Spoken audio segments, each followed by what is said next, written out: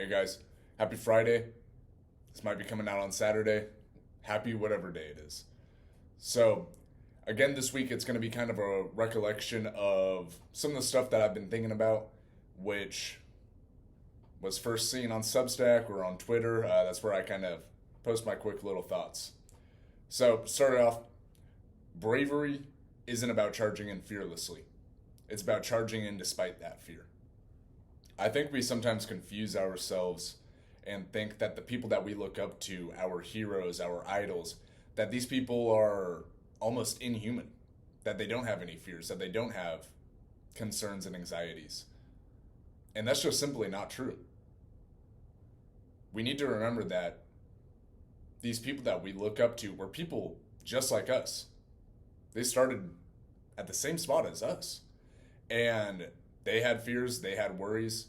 You know, that actor that had never been an actor before, had never tried out for any TV shows or anything, had to pick up a script for the first time. That guitarist had to pick up the guitar for the first time. Everyone starts at the same position. So remember that. And when you're starting off with something new, there's always some discomfort involved. There's always going to be fears. You're never going to get away from that. So the people that you look up to, they're just like you. And that's exactly why you could do it as well. So always remember that. And, you know, going forward as well, to kind of what I was actually thinking about just today is the irony of naivety. And we'll see if I can kind of weave this into the bravery one. That might be, I mean, I guess I kind of can, but we'll see if I actually try to. So the irony of naivety is that a lot of people tend to criticize hopeful people as naive. Yet they're kind of blissfully unaware of their own naivety, right? These people that are really just pessimistic, thinking that they know everything, they can see 10 steps ahead of somewhere that they've never been. They believe that they know what's going to happen and that for that reason they're not going to act. But all their being is afraid. They feel the vulnerability of countless possibilities. They feel this, I guess, reassurance in their false certainty. So when you see someone that's hopeful, yeah, they might be naive, but the person that's pessimistic is also naive in their own way. And I prefer the naivety that is hopeful, that is excited by the opportunities, by the possibilities that they're unaware of, rather than the person that just mistakenly assumes that they know the unknowns. Nobody knows the unknowns. And if you're convinced that you know everything, then hey, man, I guess more power to you. But if you're such an expert in a field that you know everything, then it's probably not fun anymore.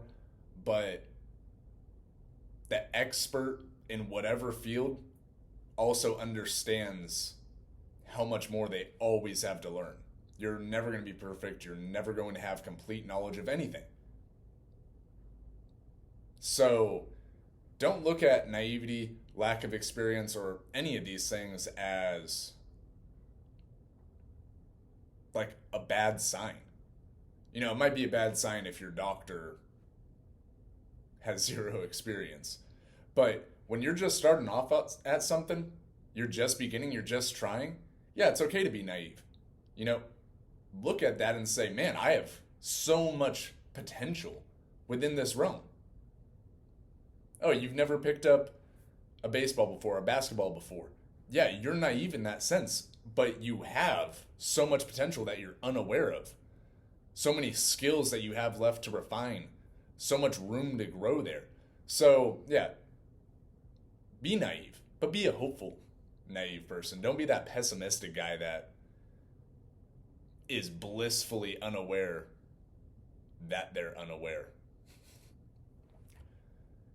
And I guess we could tie that into the bravery in the sense that the person that's being brave despite his fears is being hopeful.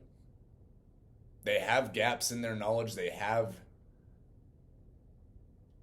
gaps in their understandings of things, and yet they act despite that. And, maybe it's out of some sense of hope. Maybe it's a self sacrifice. You know,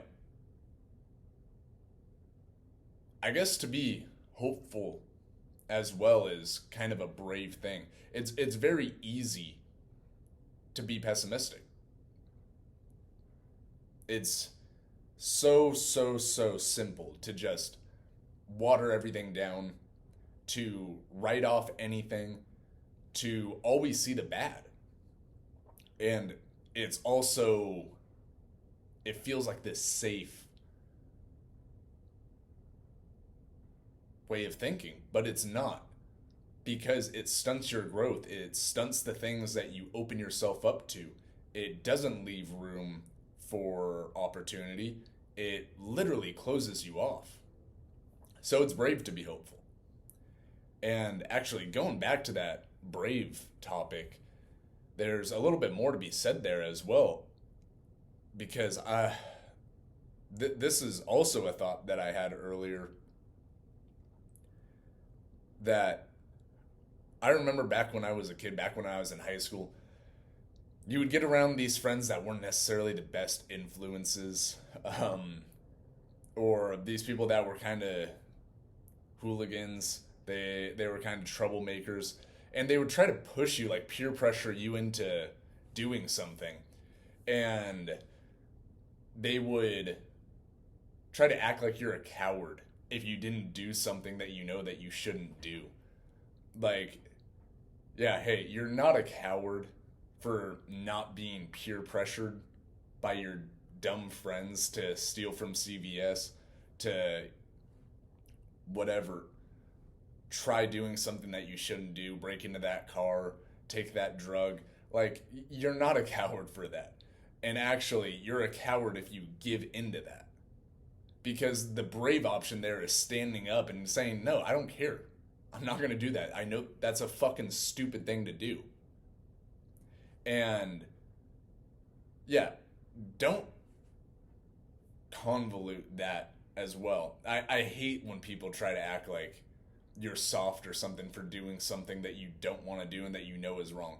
The brave option, what a brave person does is they stand up for what they believe in. That's a brave person. They act in, I guess, connection. They act in a way that follows their beliefs, their ideologies, and what they think is right. And they don't stray from that. No matter what other people say, they could be in a room full of 1,000 people, all telling them, trying to pressure them into doing something, into believing something, and they will still stand there and act in the way that they believe. That is bravery. Bravery is doing the hard thing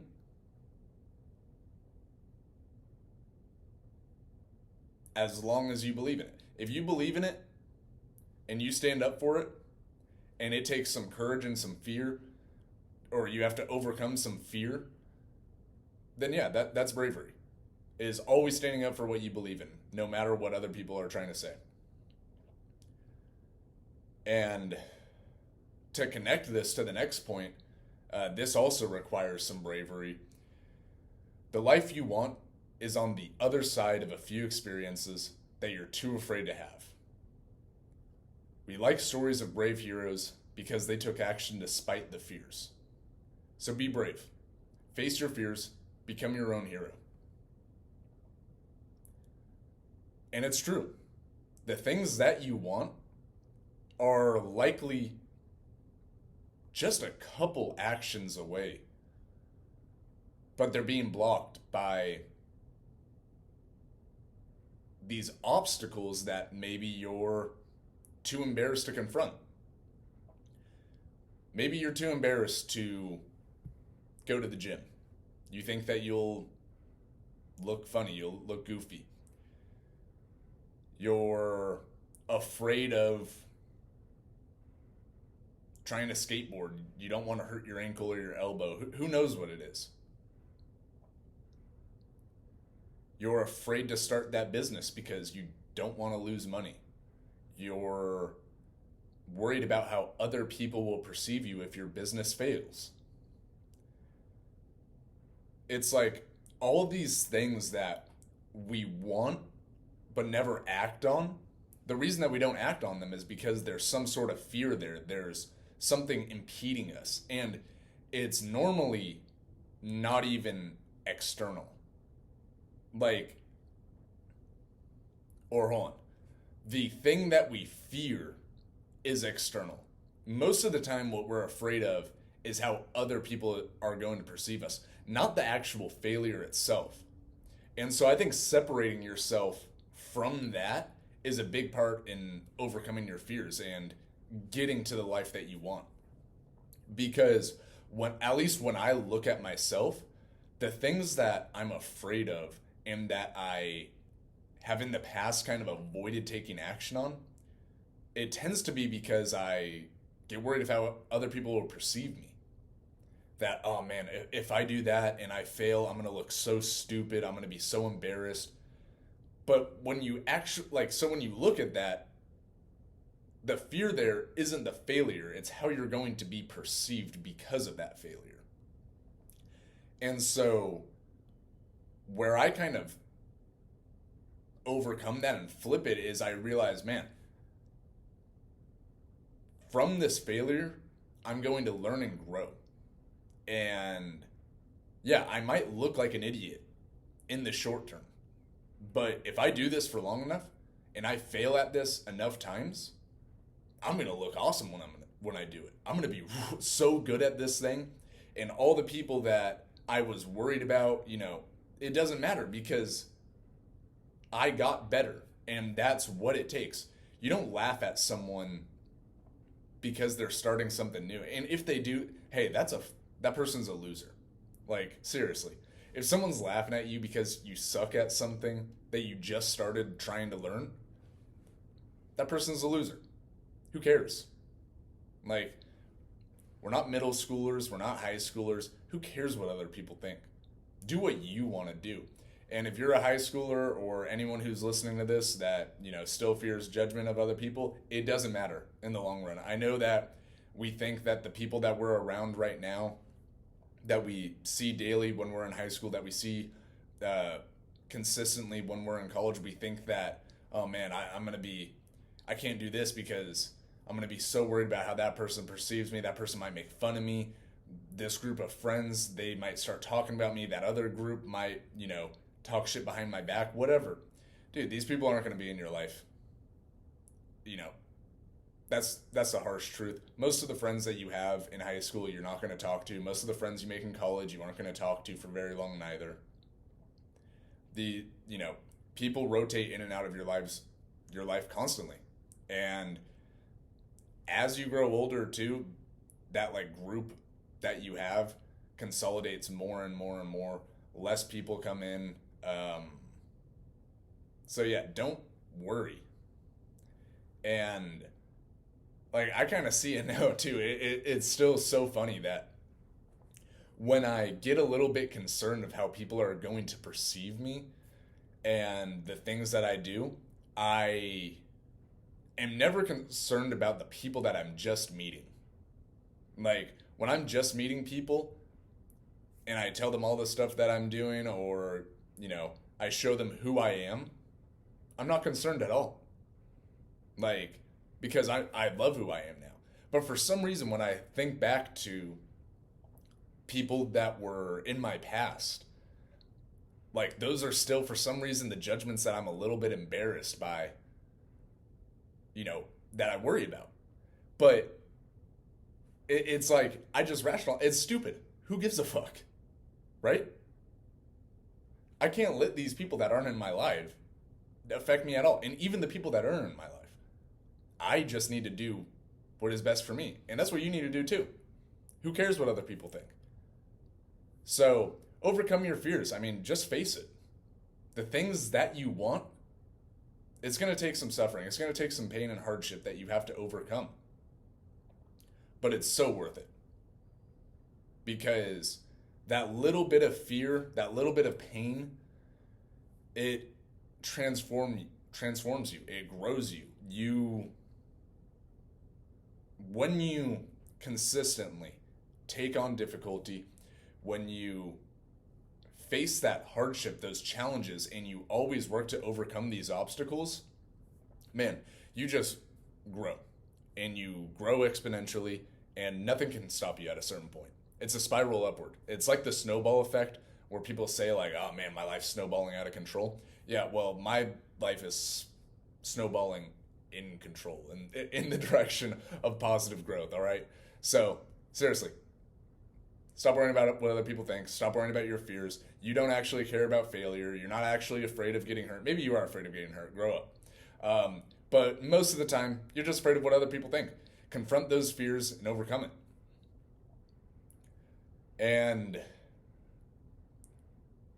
this kind of plays into that as well with what we were just talking about. With starting off at something new, most of the fears are, how people are going to perceive you when you kind of suck in the beginning. When you're just starting out, stick to the basics and don't complicate things. Optimizations are great for the veteran, not the newbie still trying to figure out the fundamentals. I think we see this especially a lot in the fitness community or people that are just kind of starting off going to the gym. People get so wrapped up in, I need to do this workout this exact way because it optimizes this muscle growth and I'm trying to isolate this muscle and I need to work out this many times per week and I need to hit this many sets. I need to have this exact amount of time of rest.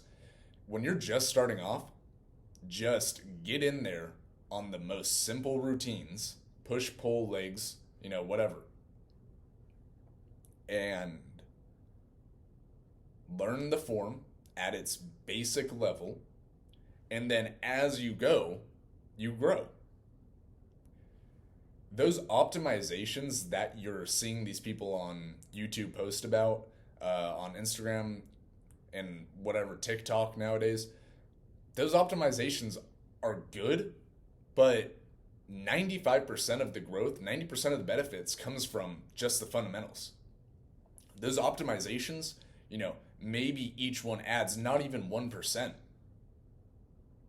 Like, when you're just starting off and you have no muscle on the frame and you're trying to lose some fat, yeah, it's literally just working out that matters. And then once you're better than 95% of people, which doesn't take much, it takes maybe a year or two of working out. Probably 6 months if you're really serious and you work hard. Once you're kind of at that level and you start gaining more experience and you learn what works for you, then those optimizations help you grow further. But those optimizations are just important because you kind of start to plateau and that optimization helps you level up. It doesn't really do much when you're just in the beginning phase. And this goes for a lot more than just working out, obviously.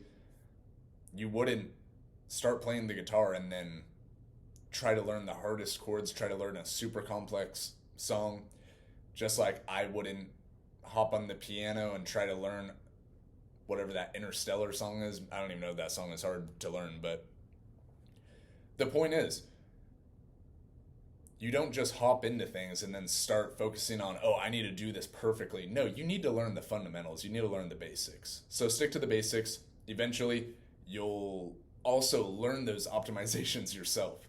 The optimizations make a lot more sense once you have a foundation to base them off of.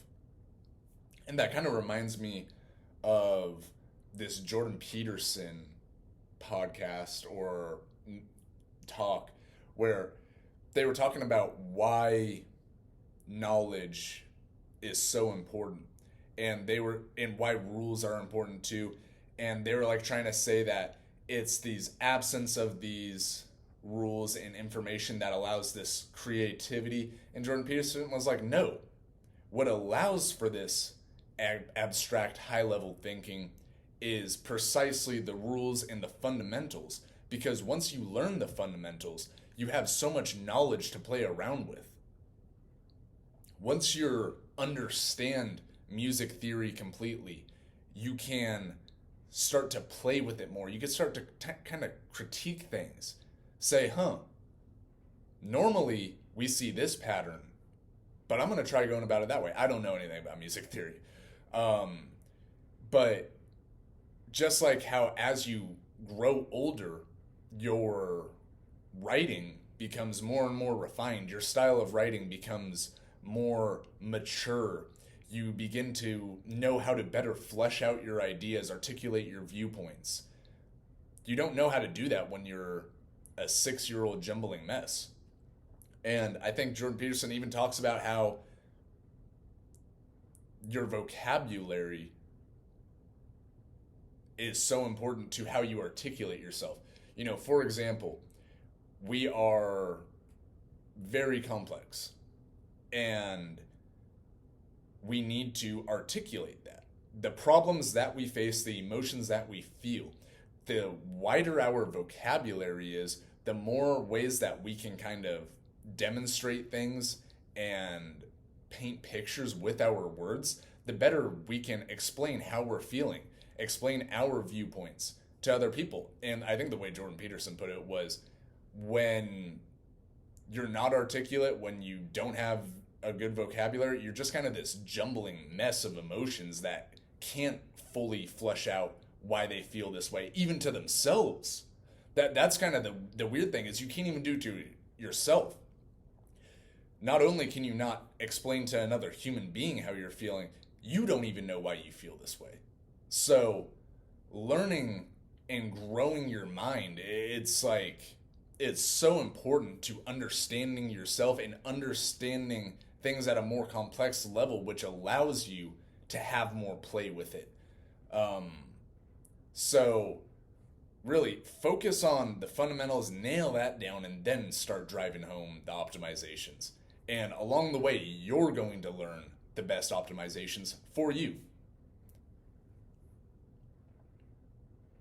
This one has absolutely no relation to the other ones, but I think that it's very important for people to hear. If you don't have man, forgive me. If you don't have goals that you're working toward, then you are working for someone else's. And I think that this kind of fell flat a little bit on other people, but so hopefully I can kind of explain right now. If you are not working towards something specifically, if you don't have a vision and you haven't set up a plan of attack, and you're just kind of going through each day, you are directionless. The things that you are doing are really for someone else's dreams. And that should kind of irritate you. That should really irritate you, actually. As I've said before, I'll say it again. I don't think that everyone needs to start their own business. I don't think that that is for everyone at all. But this is just the easiest way that I can kind of paint the picture. If you have no aspirations, not even health, not family, maybe you have just the family one. Let's say like you've got a wife and you have some kids. But that's kind of it. And then you just show up to work every day and you just go through the same routines over and over again. You don't focus on growing in any way. You don't focus on career improvement. You don't focus on really anything for yourself. You are not living for yourself. You are living for someone else's goals, for someone else's betterment. And yes, I think as I'm not a parent, I'm not a father, but as a father, yes, it's very commendable to live for your child in the sense that you're helping them grow and become a better person. You're going to develop them into a great person. That is commendable. But you can't only live for your child. And so if you take the children and the family out of the equation and we're just thinking about what you do for you, and you don't do anything for you, then you're literally just living for your employer, which then pays you so that you can take care of your family, which is good, but you're a slave for your employer. You're not striving for more for yourself. You're furthering his goals and his dreams. The world is ruled by people who have vision and who take action on those visions. Otherwise, you're just kind of coasting off of what other people are telling you to do, what other people are setting up for you. I hope that makes sense. It's kind of the only way that I can think to put it.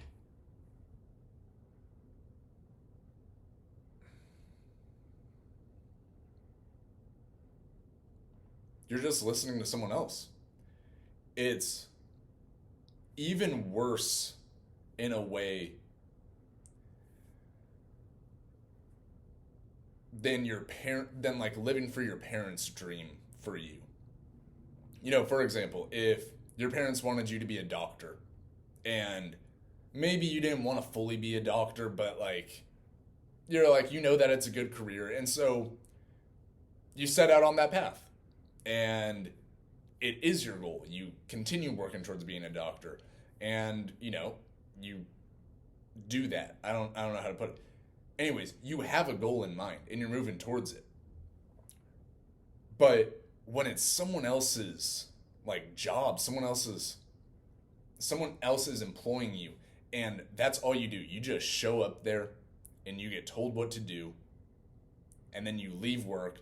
You don't further your life. You don't even take that money and go to the gym. You don't take that money and go practice the piano. You don't, like, you're not doing anything for yourself outside of it. You're not living for yourself. And I hope I made that clear. I don't know what else to say about it. I wish I could articulate a little bit better what I'm trying to get across there. But it should piss you off. If that's you, if you're not living for your own goals, if you're not working towards your goals, you're living for someone else's. And to end this podcast, one of the hardest parts of being a good man is picking up where you left off after stumbling and trying again. If being good were easy, everyone would do that. It's not easy. Being good isn't easy. If it were, everyone would be good. The problem with being good is that it's hard. But we know what a good man is. We know what a good person is. We know it intrinsically that, hey, I shouldn't do that. Hey, I should go do this. We feel it in our soul that, hey, this isn't right. And a lot of the time we ignore it. There's this Plato, maybe it was Socrates. They said what separated themselves from the average man is that when their soul tells them to do something or to not do something, they do it or they don't do it. They listen to their soul. And this is incredibly important. Listen to what your heart is telling you, what your soul is telling you, because, man, it knows what's best for you. When your mind is playing tricks on you, when your body's playing tricks on you, whatever it is, your soul knows right from wrong. And this isn't some woo-woo thing.